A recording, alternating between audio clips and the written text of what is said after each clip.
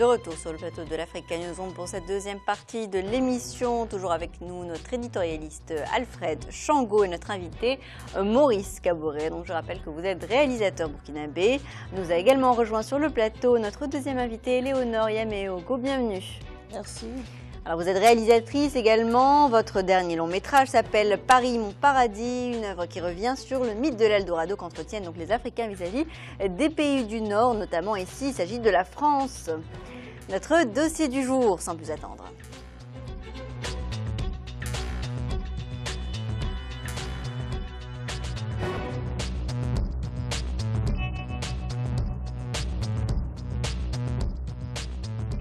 Créé en 1969, le FESPACO, le Festival panafricain du cinéma et de la télévision de Ouagadougou, est devenu le rendez-vous immanquable des professionnels du grand et du petit écran. Tous les 2 ans, l'étalon de Yenenga récompense le meilleur film du continent. Reportage de notre envoyé spécial à Ouagadougou, Djibril Fofana. Ouagadougou est la capitale du cinéma africain. Cette assertion n'est pas un poncif de plus.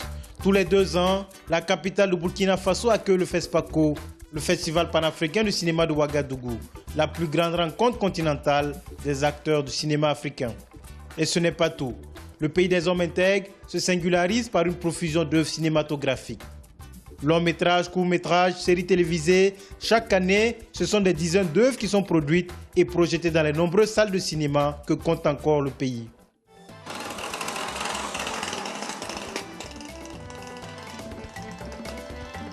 Je demande ton avis favorable pour mon mariage. Mon avis est défavorable. Je suis contre. Tu n'épouseras pas Thérèse. Devine ce que je t'ai apporté. Je ne sais pas. Tu as trouvé. Samba, le lion. Moi aussi, je peux tuer un lion. Bien sûr. Quelles sont les raisons de ce succès? Y a-t-il une spécificité au cinéma burkinabé? Immersion dans l'univers de ceux qui font du cinéma burkinabé une référence continentale. Je me dis dans un premier temps que c'est peut-être que Ouagadougou est un carrefour du cinéma africain. Avec le FESPACO tous les 2 ans, ça fait que beaucoup ont envie de venir tenter quelque chose ici au Burkina. Et ça fait que ça a motivé comme ça beaucoup de jeunes burkinabés à s'essayer au cinéma. Et après, bon, c'est devenu vraiment le quotidien. Voilà, faire le cinéma, ça fait partie maintenant de la vie des Burkinabés. Le 12 juillet 2013 au quartier Tampuy de Ouagadougou. Ce jour, Sékou Oumar Sidibé, comédien très connu du public burkinabé, est en plein tournage d'un court-métrage sanctionnant ses études de cinéma. Son parcours est classique, mais une constante, une passion inébranlable pour le 7e art. Donc à l'école, je faisais des pièces de théâtre, des sketchs dans les fins d'année. Voilà. Maintenant, j'ai entendu un casting. Et à travers les descriptions, bon, je vois que je pouvais aller aussi, même si je ne suis pas connu. Donc quand je suis allé, heureusement, on m'a retenu. Voilà, donc comme on dit que l'appétit vient en mangeant, au fur et à mesure que j'avançais, après 10 ans, bon, j'ai vu que je peux réaliser en fait. Comme Oumar Sidibé, les jeunes cinéastes burkinabés peuvent se prévaloir d'un riche héritage. D'abord celui de leurs aînés, qui sont des références incontestables du cinéma africain. Mais pas seulement. Le pays a très tôt, dès après les indépendances, posé les bases de ce succès en misant sur la formation. Il faut soutenir cet aspect de la qualité de la production cinématographique et aussi la qualité des acteurs et des comédiens burkinabés qui sont très connus par le souci de la formation. Parce que l'État burkinabé très tôt a accepté la création d'une école de cinéma et de journalisme, l'INAFEC, qui a permis effectivement d'assurer la formation dans les années déjà 70, où beaucoup d'États africains ne se préoccupaient pas de la culture et du cinéma. Et les résultats sont au rendez-vous, au point que de jeunes comédiens comme Oumar Sidibé puissent par le truchement de la formation passer allègrement de l'autre côté de la caméra. Le passage, en fait, c'est du fait qu'on n'a pas l'occasion de tourner assez de films. Moi, je suis acteur de cinéma, je veux tourner, je veux jouer dans les films, mais je n'ai pas l'occasion pour incarner des rôles. Donc, si je ne gagne pas des rôles, moi, je vais créer des films que je vais réaliser. En fait, c'est plus ça. Et aussi, on ne comprend pas souvent les réalisateurs, les producteurs, les scénaristes, ceux qui sont derrière la caméra. Dans le cinéma burkinabé, il y a aussi ceux qui ne sont pas passés par les écoles de formation du pays. Autodidactes du cinéma comme ils se définissent, ils ont bénéficié d'un environnement favorable pour se faire une place. Sont de ceux-là Boubacar Diallo. Cinéaste très prolixe, avec au moins un film produit chaque année, ce long métrage et série rencontre un franc succès auprès du public burkinabé. Je suis quelqu'un qui, depuis toujours, je vais au cinéma, j'adore énormément le cinéma. Et en tant que, on va dire, africain, en tant que burkinabé, j'étais un peu déçu de ne pas trouver sur nos grands écrans un certain type de cinéma d'aventure simplement. Donc c'est pour répondre, pour combler un peu ce vide par rapport à moi, par rapport aux gens qui réagissent comme moi, qui ont cette attente, que je me suis mis à proposer des scénarios et ensuite dans un deuxième temps à les réaliser parce que personne ne voulait les réaliser. Donc voilà, c'est arrivé comme ça. Et comme c'est la bonne coïncidence, c'était, on va dire, l'émergence de l'outil numérique, donc ça nous a facilité la chose en termes de production. Pour garantir la régularité et le succès de ces films, Boubacar Diallo a un credo: miser sur la jeunesse et faire la promotion de nouveaux comédiens talentueux. Aujourd'hui, ceux-ci sont devenus de véritables stars du grand et du petit écran au Burkina Faso. Salut Bobos, vous nous offrez à boire? En venant au cinéma nous-mêmes, en essayant de faire des comédies, en faisant des histoires sentimentales, des polars politiques, même un western africain, on avait besoin justement de nouveaux visages, de nouvelles plastiques. Donc il a fallu aller un peu à la découverte, aller chercher de nouveaux talents. Et quelque part aussi pour répondre à cette question, qui était une préoccupation pour nous, nous pensons que ce sont les comédiens qui portent l'histoire. Donc ce sont les comédiens qu'il faut mettre en avant et créer progressivement des têtes d'affiche. Quand vous allez en Europe, vous allez aux États-Unis, on va voir un film parce que c'est Bruce Willis, parce que je ne sais pas qui, c'est un tel qui est à l'affiche. Souvent, on ignore qui est le réalisateur. Aujourd'hui, progressivement, le cinéma burkinabé se forge une identité. Des comédiens de plus en plus en vue, des productions régulières et en quantité, des salles de cinéma fonctionnelles diffusant majoritairement des productions locales. Bref, une singularité sur le continent. Vous savez, la spécificité du cinéma burkinabé se dégage en fonction peut-être de la possibilité de la production continue du cinéma burkinabé. C'est-à-dire que malgré les difficultés, le Burkina continue toujours de produire. Si cela peut être considéré comme une marque de fabrique, c'est une très bonne chose.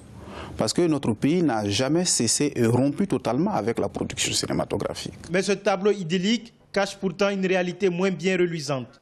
Depuis quelques années, le cinéma burkinabé est peu ou pas du tout récompensé lors des compétitions internationales, à l'instar du FESPACO, où le dernier étalon de Yenenga décerné à un burkinabé remonte à 1997.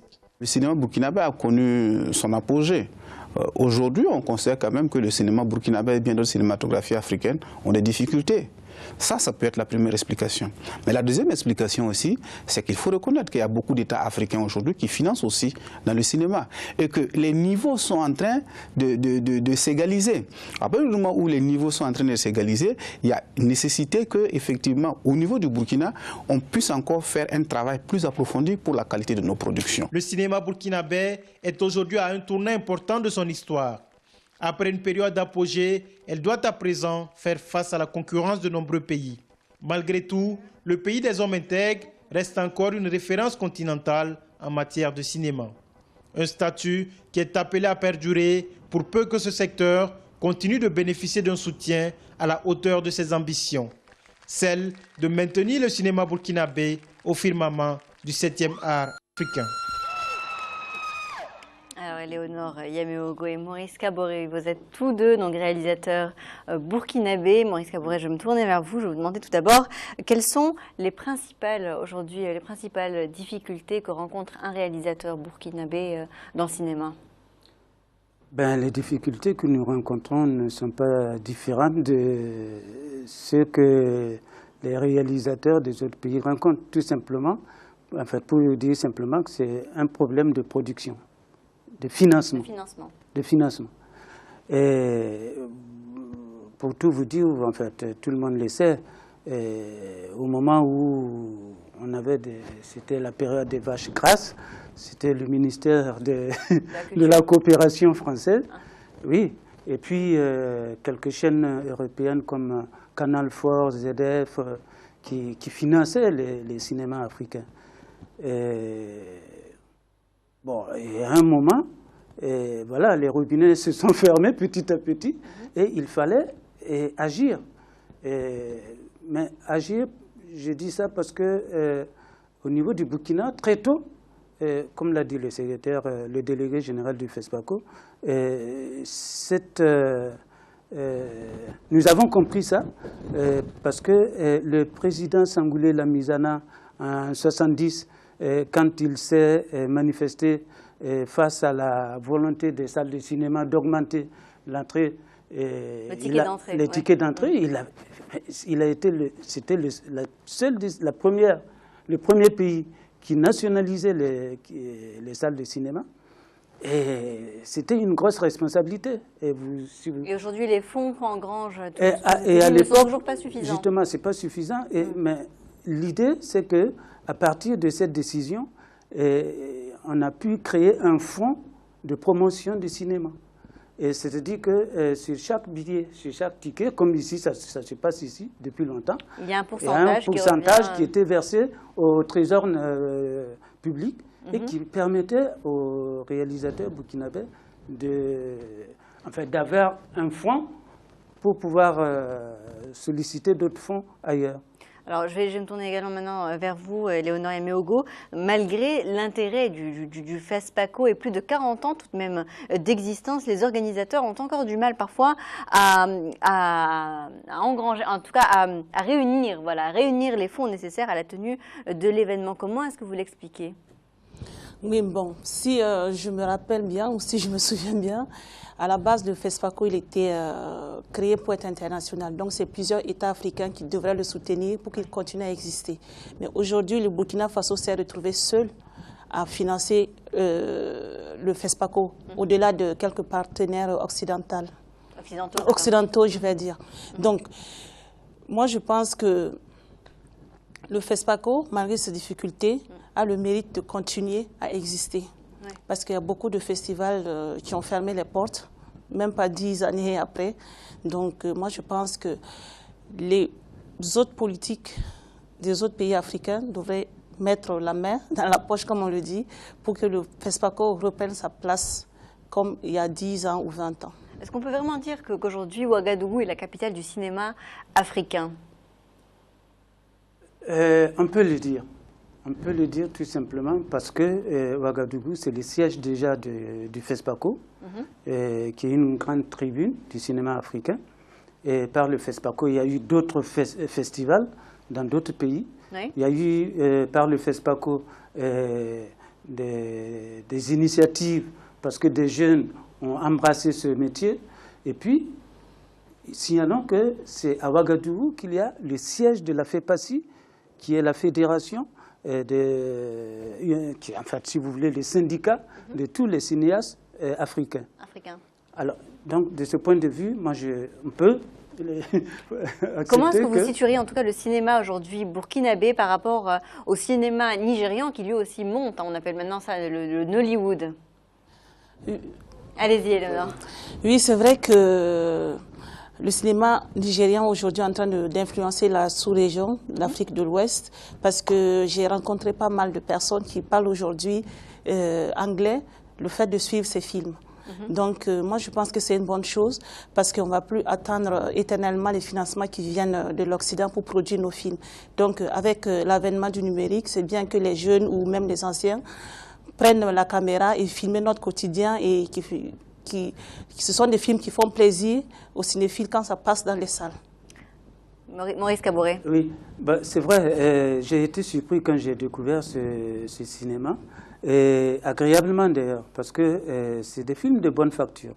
Et c'est des films populaires, les gens adorent. Et je vous assure, c'est ce qui a fait d'ailleurs, qui a permis d'ailleurs l'éclosion de ce... Parce que la consommation était facile. Parce qu'il y a de nouveaux modes de... Ce sont des sujets de société en général. Société, voilà. Et puis, même... la consommation est facile parce que voilà, vous achetez votre cassette, tout de suite vous avez votre film devant vous. Ce n'est plus comme avant les films en celluloïd où bon, il fallait se déplacer dans la salle. Bon, c'est bien. Ce n'est pas une raison pour qu'on ferme les salles comme on a pu le constater un peu partout en Afrique. Mais franchement, je vous avoue que bon, j'étais réticent quand il y a une vingtaine d'années, on nous disait non, il faut commencer à accepter la vidéo, le numérique, machin. On s'est dit, mais attendez, il y a un qui a eu l'audace de dire... Pour vous, c'est-à-dire c'est une question d'authenticité. Voilà, et un collègue qui a eu l'audace de dire, finalement, ils vont nous dire de faire des photos et ça suffit. Mais on se rend compte qu'aujourd'hui, voilà, c'est des appareils très légers qui permettent de faire des réalisations de bonne facture à moins de frais.